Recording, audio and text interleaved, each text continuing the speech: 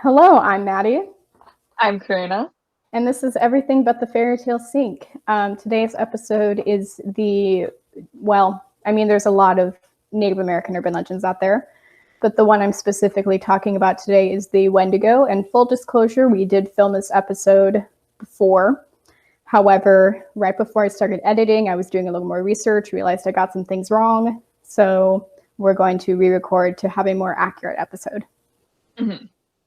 And I think that's I think that's just a general thing for us, obviously, because we're covering things that aren't, they don't have a ton of fact behind them, but many of them are, they're very culturally significant. Yeah. So we obviously want to make sure that we get the information as correct as possible. Mm-hmm. So I do know about this, but a little bit. There's some different information, though. I was going to say, I changed a little bit of the information up, and I honestly feel more confident in the script, so we're good. Yeah. All right. So what's your recommendation? My recommendation of the day, we have a little bit of theme, we discussed this before, is the YouTube channel LiQWYD. She's a true crime, and I know she does like more supernatural stuff. I've only really watched her true crime thus far, but I really like how she tells the story. She's super respectful, super nice. Highly recommend. Yep. And my recommendation is Amanda Ray. So there's a connection there with the Rays. She is a YouTuber who left a cult at 16, almost 17 years old. And so her channel is about her story, other people's stories that she knew who also left the same cult as her or different cults that are similar. And it's just fascinating to hear, a different side of life. Mm-hmm. Yep. So a quick warning before we get into this episode, I do discuss brief talks of violence. And because this is a Native one, there will be a little bit of discussion of colonialism and all that not so fun stuff. So shall we get into the episode? We shall. Okay. So the Wendigo is a creature that is believed in the northern areas of Minnesota and Canada, where the winters are very harsh. And it is common among many tribes, such as the Ojibwe and the Cree. But as a collective whole, the tribes are referred to as the Algonquin First Nation. And to make things easier, that is what I will be referring to for this episode. Even though a lot of the tribes have similar but different beliefs in this creature, I will be talking about the generalized ones. Just as a quick overview of what we're doing. So the Wendigo is a malevolent spirit, and it is always associated with cannibalism, murder, and taboo subjects among these tribes. And it has many names, but most of them either translate to the evil spirit that devours mankind or spirit of lonely places, since they are solitary creatures that go after solitary people. So they were solitary. I'll explain how they're solitary creatures later on. So they are a winter spirit, and kind of like what we discussed in the first filming of this, the description of them juxtaposes the fact that they are winter spirits, but the way that they were formed makes sense in their description. So before we get into the description, they are created when a person resorts to cannibalism out of necessity. So it is only out of necessity. Out of necessity. So, it might also be cannibalism in general, but one of the cases I talk about later on is cannibalism by necessity. Yes, which is very sad. It can also be created when a person is extremely greedy, or if you are around one for too long. So if you are in the woods and you are around the presence of one for too long, you can turn into one. Interesting. So they're solitary creatures, but they can create others. Yes. Interesting. Yes. So, yeah. Let me just look at my little script here. They might represent the violence experienced by the indigenous people from the Europeans. And today they are associated in most tribes with capitalism and colonialism. So originally, because they were, they're created out of either greed or cannibalism, they were originally said to have been a warning against those acts. So if you commit these acts, then you will turn into a Wendigo. But now they are generally associated with capitalism and colonialism. So they've morphed just how the tribes have morphed over time. They too have morphed with the beliefs of the tribes and Oh, sorry. Go ahead. So clarifying that that's the like tribal meaning of them, because I know the pop culture interpretation of them is different. So that is the tribal meaning. That is the tribal interpretation. I will be getting into the pop culture interpretation a little bit later on. So many anthropologists actually believe that Wendigos didn't come about until the tribes had contact with the Europeans. Although there's not proof of this. So they That's don't. just the current theory. That's just the current theory. So they don't know how old the legend actually. So, as I mentioned earlier, the description of them juxtaposes a little bit the fact that they're winter creatures. So this is a description from Basil Johnson, who was an Ojibwe teacher and scholar from Ontario. So he says that the Wendigo was gaunt to the point of emaciation.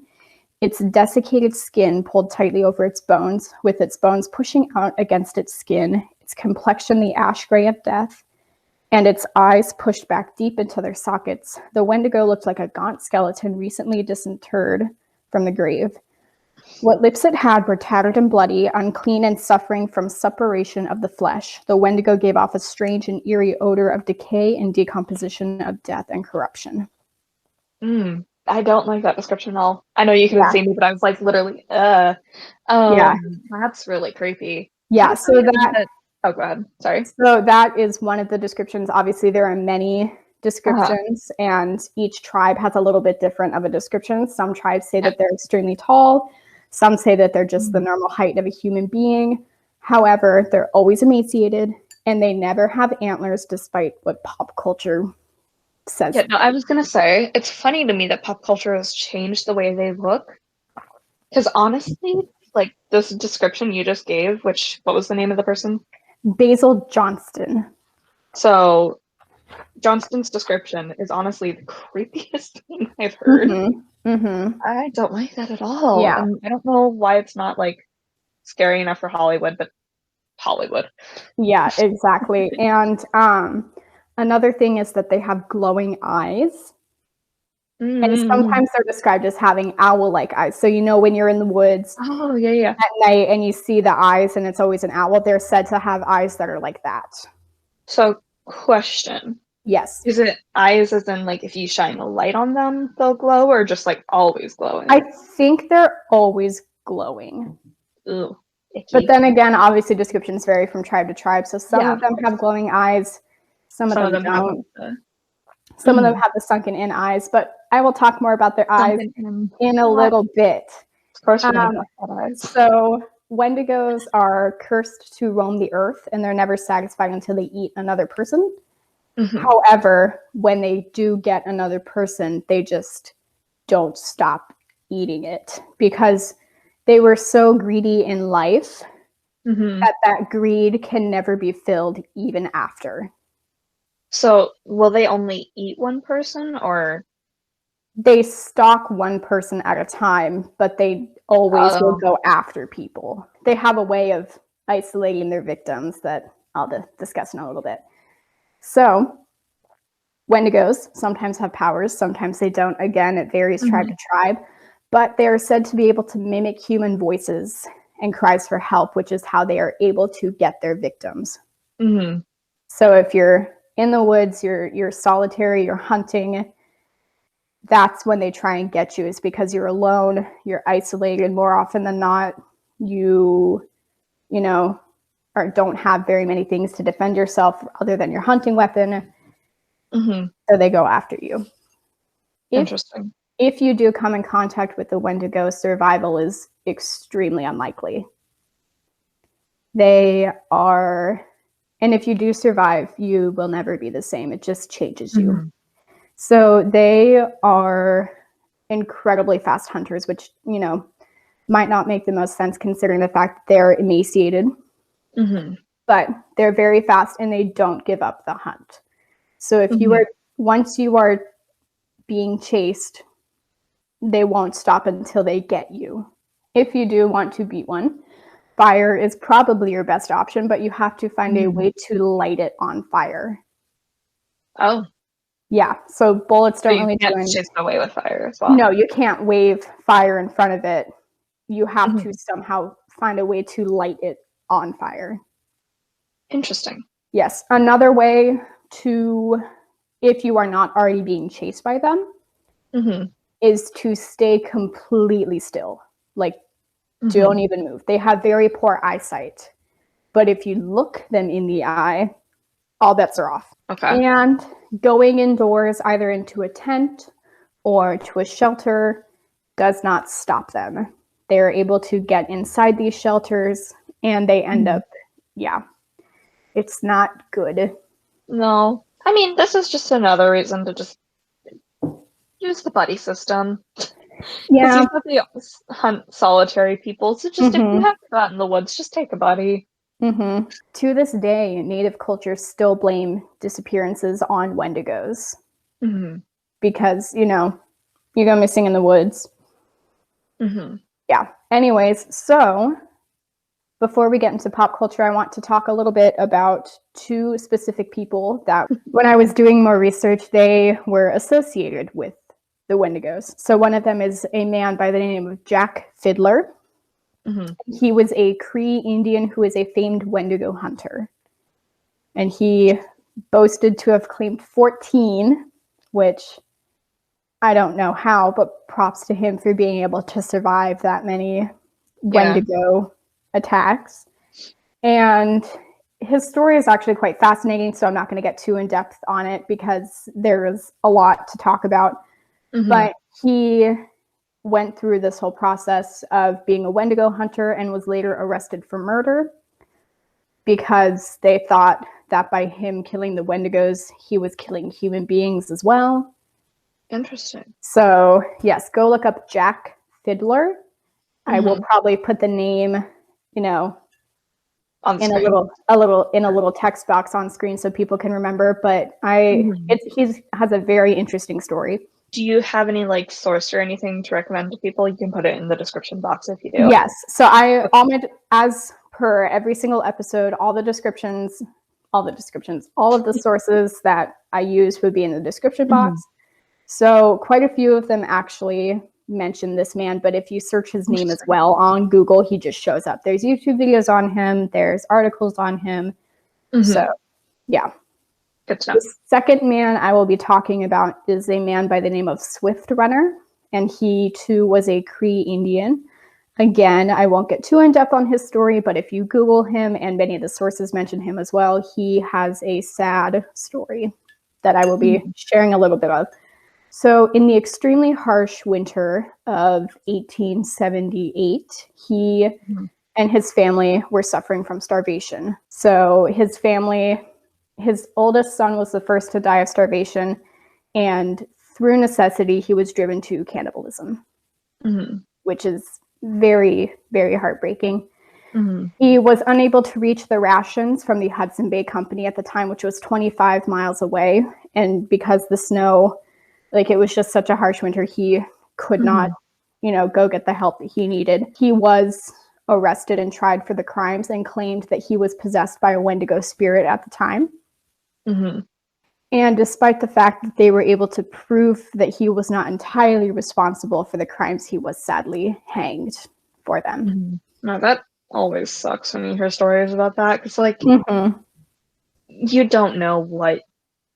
We can take the high road of well, I'd never do that, even if I was in that situation. But honestly, you don't know what you would do. And so he really had no other option because the winter was so harsh. Many of the animals that they could usually hunt were not out and about because they just had to take shelter. He couldn't reach the rations that were 25 miles away. So, they tried their best. They tried their best, but sheerly out of necessity, he had to resort to these actions. And I'm assuming they were already on the reservation before or by this point. I'm not sure. Okay.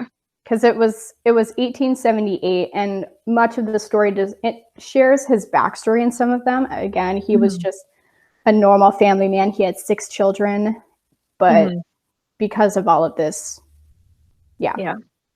So, no. It is, yeah. So, pop culture. Most people get their exposure to Wendigos through pop culture because, you know, it's big. It's just big. So, Wendigos are not immune to pop culture, you know, redos and depictions and everything like that. So, when you do a Google search of Wendigo, quite often you find the big, tall, antlered beasts that are, you know, kind of muscular looking for some reason. Those are not accurate. Going back to the description from Basil Johnston, they were more humanoid than not and emaciated. So they just through time have warped into antlered, tall beasts. But in 2001, a movie came out called Wendigo. They are common in Teen Wolf and in Supernatural. Again, not the most accurate descriptions of them. Yeah. And there is a Marvel, he's a villain, right? The Wendigo? I actually don't know Wendigo in Marvel. Okay. Anyways, there is a Marvel character called Wendigo. And all of these depictions almost always get Wendigo and indigenous cultures wrong. Yeah, well, like, I know, so my guilty pleasure show is Teen Wolf. Like, it is, it's not a good show, but I love it. The guy who becomes a Wendigo in Teen Wolf is a white dude. Like, they didn't even bother to go like, oh, we're gonna look into native cultures. They're just like, white dude cannibal. And I'm like, oh, and he had like really, really long teeth, but otherwise he didn't change format. It was weird. And I'm like, yeah, you very obviously did no research. You were just like, cannibal. And in Until Dawn, which is a video game, they do have Wendigos. And from my admittedly uneducated viewpoint, they were the most accurate depiction of a Wendigo that I could find, being humanoid and emaciated and quite fast. They were the most one of the more accurate pop culture descriptions I could find. And obviously, you know, I might not be completely correct, but from the pictures I was looking at, they seemed more correct based on the description that I had. A modicum of research. Yes. And I know that there was a Netflix original movie that I watched called The Ritual, and there was a Wendigo in that, but that one was like big and skeletal, and I honestly could not find why they morphed them into deer-like creatures. It's probably because of Hollywood. The way it works is somebody did it once, and then they were like, we like that. I will say, this is just a theory as somebody who enjoys pop culture. I have found that people really don't like when the monsters look like humans. They them to be big and scary, but also very disconnected from us. Because people don't like to confront the idea of like, maybe humans are actually the villains, especially for something like the Wendigo, which is so closely connected to the horrors of colonial, well, potentially connected to colonialism. Hollywood is run by rich white men, so they're like, well, we don't want to show that, so instead we're going to have this big thing with antlers. And I think that honestly makes it easier to sell. And scarier in a sense because it is a beast. Like, how did it get this? You know, all these horrible things. It makes it the horror we can enjoy instead of the horrors we actually have to confront. That I think is actually a fantastic way of putting it. So one of the last things I will be talking about, quick warning, it is a mental illness and descriptions of what it is and, you know, how it acts upon people. Swift Runner actually suffered from this disorder. So the disorder is Wendigo psychosis. It is an actual recorded illness in the EPA, the American Psychological Association. And it is a cultural bound syndrome that occurs among the Algonquin tribe, the Algonquin First Nation in Canada and northern Minnesota, and any of the areas that believe in the Wendigo. So it is characterized by delusions of becoming possessed by a flesh-eating monster. Symptoms are depression, violence, and a compulsive desire for human flesh. And sometimes they do act upon these desires and resort to cannibalism. And cases have actually decreased since the 20th century as the natives came into more and more contact with Western ideologies. So because, you know, it became a little more westernized, a little more like horror, the cases went down. So I guess that's like the one good, because I mean, the erasure of Native culture has never been a good thing. However, this disorder is like, it's not good. So I guess that's one positive we can look at, is that the cases have gone down. All I have, but it is more information than the last time. It is more research than last time, and it is a little more like, I tried to diversify my sources, and obviously because many of these legends were spread by word of mouth, a lot of them are not recorded. So yeah, no, this was definitely better. Yeah, the last time wasn't bad, but definitely more information this time. And a little more accurate information. Like I realized that things were incorrect, so I went back like a big person and I changed them. Because we obviously don't want to release things that are inaccurate or offensive or anything like that. We want to make sure that we can get the information as accurate as possible, especially in cultures that have been erased or there's not as much left because many of their traditions are oral instead of written. So we just, I think that's a pretty good PSA for this whole podcast. Yeah, no, and if a viewer at some point is like, hey, this isn't right, especially a viewer from a culture that we're covering, like if it's a sort of smaller thing, like one detail, we'll put a pinned comment or something of like, hey, we got this wrong. If we need to, we will redo the episode because it doesn't hurt us. Like, learning more things never hurts anybody. Yeah, but say it in a polite way. Don't attack us. Yeah. We do our best. We might not always find the most accurate things, but we certainly try our best, and And we always want to learn more from you guys. So my tea is cold and I'm upset. Oh no. I need water. Anyways, do we want to do wishes? Yes. I should have carried over my wish from the last time we recorded, but when you are going to take a test of any sort and you open it up and you look at the first question, your brain doesn't just completely crap out on you. My wish is that when you go to put on eyeliner, if you're using pencil eyeliner, your eyeliner doesn't break. Well, somebody's bitter about her makeup process today. Oh, it didn't break today. Oh, okay. So that was nice, but yeah. Anyways. Thank you so much for joining us. No. What's coming up next? No. Haha. I forgot. Coming up next for covering the legend of Jade Rabbit and Chang'e. It is an ancient Chinese folklore tale, and I think people are really going to like it. It's also seen in the movie Over the Moon, which is adorable and very clearly researched, but there's a little more to it. All right, now we can thank people. Now. It's earlier in the morning than we usually record. My coffee isn't kicked in yet. Oof. Yeah, so thank you so much, everybody, for coming. We hope you enjoyed this episode. It was a little more on the serious, kind of somber side, but yeah, we do hope you enjoyed. Yep, and hopefully by the time that this video is out, the website will be up and working. Yes. So go give us you can't follow a website, but go check out the website. Go follow us on Instagram and TikTok, and go ahead and like this video and subscribe to the channel. In the last video, I said like and subscribe this video, which not how it works. And like I mentioned previously, if you want to do any further research on this creature, the articles and things that I use will all be in the description box. So yeah. Bye. Bye.